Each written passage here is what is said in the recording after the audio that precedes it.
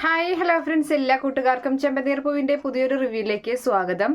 അങ്ങനെ സച്ചി ശ്രുതിയെ അന്വേഷിച്ചിറങ്ങുകയാണ്.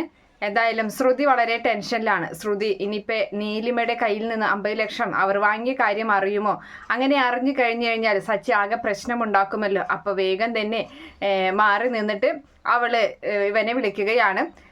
ആന്റണിയെ വിളിച്ചിട്ട് പറയുന്നുണ്ട്, ആന്റണി നീ എത്രയും വേഗം തന്നെ ശ്രുതിയെ കണ്ടെത്തണം. കാരണം സച്ചി അവനെ തെരഞ്ഞിറങ്ങിയിട്ടുണ്ട്. അവന്റെ സ്വഭാവം അറിയാലോ. അവൻ ഇറങ്ങിക്കഴിഞ്ഞാൽ അവൻ ആ കാര്യം സാധിച്ചെടുക്കും. അതിനു മുമ്പ് നിങ്ങൾ കണ്ടെത്തണം. അവൻ കണ്ടെത്തി കഴിഞ്ഞാൽ പക്ഷെ ഞങ്ങളുടെ കള്ളത്തരങ്ങളൊക്കെ അവൻ പിടിക്കും. അത് പിന്നെ ഞങ്ങൾക്ക് ഏറ്റവും വലിയ തലവേദനയായി മാറും എന്നുള്ള കാര്യങ്ങളൊക്കെ ഇങ്ങനെ പറയുന്നുണ്ട്.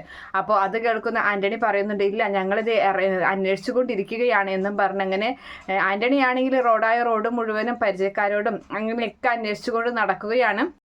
ഇതേ സമയത്താണെങ്കിൽ മഹേഷ് സച്ചിയുടെ കൂട്ടുകാരൻ മഹേഷ് ബാറിൽ നിന്ന് ഇറങ്ങി വരികയാണ്. ആ സമയം തന്നെ മഹേഷിന്റെ ഫോണിലേക്ക് മെസ്സേജ് അയക്കുന്നുണ്ട്. ഒരു കറുപ്പ കാറ് അതിന്റെ ബാക്കിൽ ശൂലം ഒട്ടിച്ചിട്ടുണ്ട് എന്നുള്ള മെസ്സേജാണ്. അത് പിന്നെ നോക്കാം എന്നും പറഞ്ഞിട്ട് ഫോണ് അവിടെ തന്നെ പോക്കറ്റിൽ തന്നെ വെച്ചിട്ട് മഹേഷ് വണ്ടിയിൽ 2 വീലറിൽ കയറാൻ നിൽക്കുമ്പോൾ പുറകില് ഗ്ലാസ്സിലൂടെ ആ ഒരു കാറ് കാണുകയാണ്. പെട്ടെന്ന് പുറകെ തിരിഞ്ഞു നോക്കുന്നുണ്ട്. അപ്പോൾ കാണുന്നുണ്ട് ആ ഒരു കാറും അതുപോലെ തന്നെ ശൂലം പതിപ്പിച്ച ആ സ്റ്റിക്കറും കാര്യങ്ങളും കാണുമ്പോൾ മഹേഷ് വേഗം തന്നെ സച്ചിയെ വിളിച്ച് വിവരം പറയുകയാണ്. അപ്പൊ സച്ചി പറയുന്നുണ്ട്, നീ എവിടെയായിപ്പോൾ ഉള്ളതെന്ന് ചോദിക്കുമ്പോൾ ബാറിന്റെ പേരൊക്കെ പറഞ്ഞു കൊടുക്കും.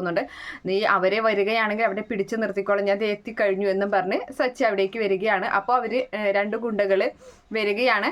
അതേ സമയത്താണെങ്കിൽ നീലിമ ചോദിക്കുന്നുണ്ട്, അവിടെ നിൽക്കുന്ന ഗുണ്ടയോട് ചോദിക്കുന്നുണ്ട്, നിന്റെ കൂടെയുള്ളവർ എവിടെയാടാ, എനിക്ക് പുറത്തേക്ക് പോകേണ്ട അത്യാവശ്യ കാര്യമുണ്ടായിരുന്നു എന്നൊക്കെ പറയുകയാണ്. എന്തായാലും ഇവന്റെ സമയം അടുത്തു കഴിഞ്ഞു എന്ന് പറയുമ്പോൾ ശ്രുതി പറയുന്നുണ്ട്, നീലിമയുടെ ഇങ്ങനെ വളരെ കെഞ്ചിക്കൊണ്ട് പറയുകയാണ്, ശ്രുതിക്ക് ഇത്ര പെട്ടെന്നൊന്നും 50 ലക്ഷം രൂപ ഉണ്ടാക്കാൻ പറ്റില്ല നീലിമ, നീ അത് മനസ്സിലാക്കി, നീ എന്നെ വിട്, എനിക്ക് കുറച്ച് സമയം താ, ഞാൻ നിന്റെ കയ്യിൽ നിന്ന് വാങ്ങിയ പൈസ ഞാൻ എത്രയും പെട്ടെന്ന് തിരികെ തരാം. അപ്പോൾ നമ്മുടെ നീലിമ പറയുന്നുണ്ട്, നീ ആരെ പറ്റിക്കാനാണ് ഈ നോക്കുന്നത്? കാരണം നീ ഇവിടെ നിന്ന് വിട്ടുകഴിഞ്ഞാൽ നേരെ പോകുന്നത് പോലീസ് സ്റ്റേഷനിലേക്ക് അയക്കുമെന്ന് എനിക്കറിയാം, നീ എന്നെ പറ്റിക്കാൻ നോക്കണ്ട എന്നൊക്കെ പറഞ്ഞ് അങ്ങനെ നിർത്തുന്നുണ്ട്.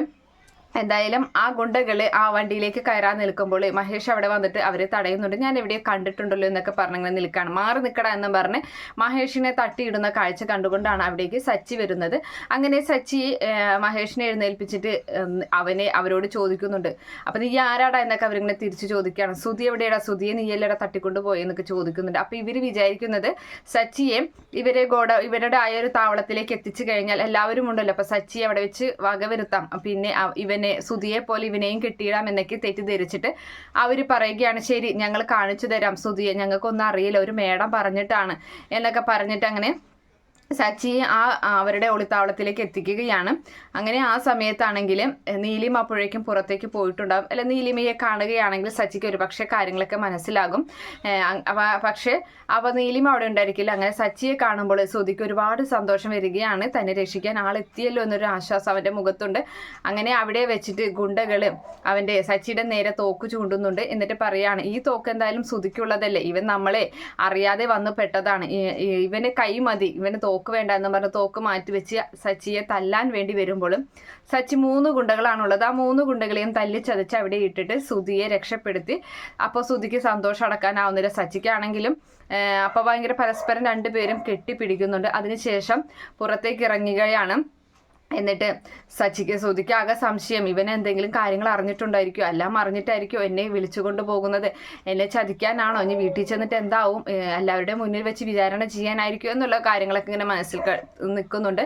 അപ്പം സച്ചി ചോദിക്കുകയാണ്, നീ എന്താണ് ആലോചിച്ച് കൂട്ടുന്നത്? എന്തായാലും ഇവിടെ പറഞ്ഞ കള്ളങ്ങൾ ആലോചിക്കുകയാണോ നീ? എന്തായാലും നീ സത്യം മാത്രമേ അവിടെ പറയാൻ പാടുള്ളൂ, അതുവരെ നിനക്ക് സമയമുണ്ട്, നീ ആലോചിച്ചോ എന്നും പറഞ്ഞ് സച്ചി ഫോൺ എടുത്തിട്ട് രേവതിക്ക് വിളിച്ച് പറയുകയാണ്, ശ്രുതി എൻ്റെ കൂടെയുണ്ട്, എല്ലാവരോടും പറഞ്ഞോളൂ എന്ന് പറയാണ്.